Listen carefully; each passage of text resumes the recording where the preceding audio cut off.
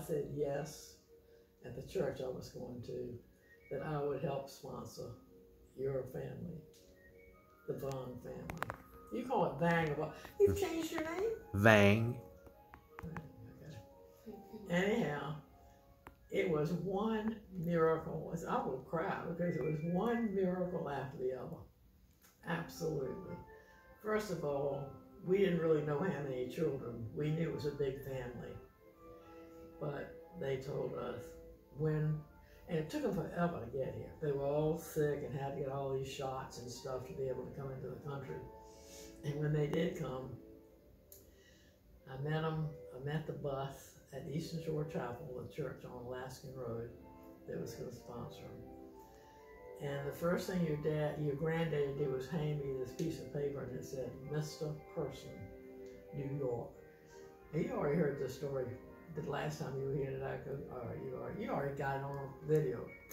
Anyhow, somehow, miraculously, we found Mr. Person. And your granddad, now Lou, lived in the mountains of Laos. And he drove a taxi for the United States government.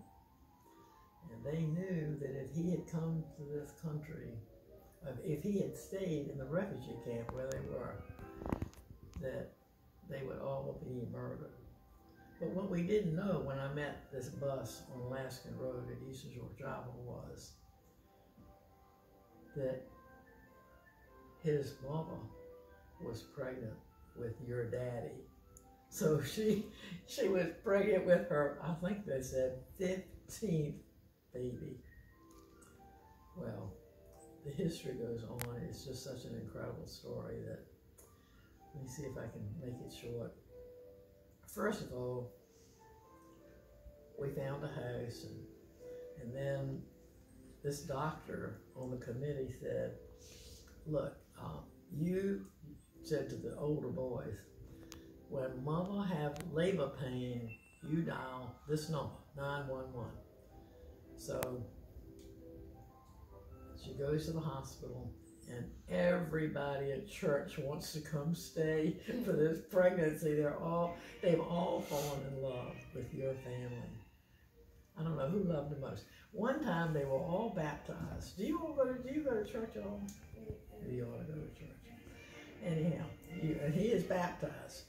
So you need to be baptized. But anyhow, that's when you take Christ to be you would be Christ's own forever. And that's how they all got here, was because of the church. So it was a very religious, spiritual experience. And she was in labor so long, and everybody kept saying, well, we hope it's going to be a girl. We hope it's going to be a girl. She has all those boys. I hope it's going to be a girl. And so then, like after the day, finally the doctors, she stayed in labor so long that the doctors finally changed doctors, and they came out there and they were so upset. They said, made us all go home. You can't stay, it's too crowded.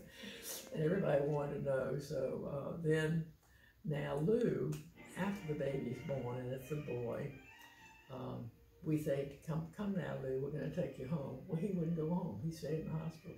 He wasn't about to leave. He didn't understand that.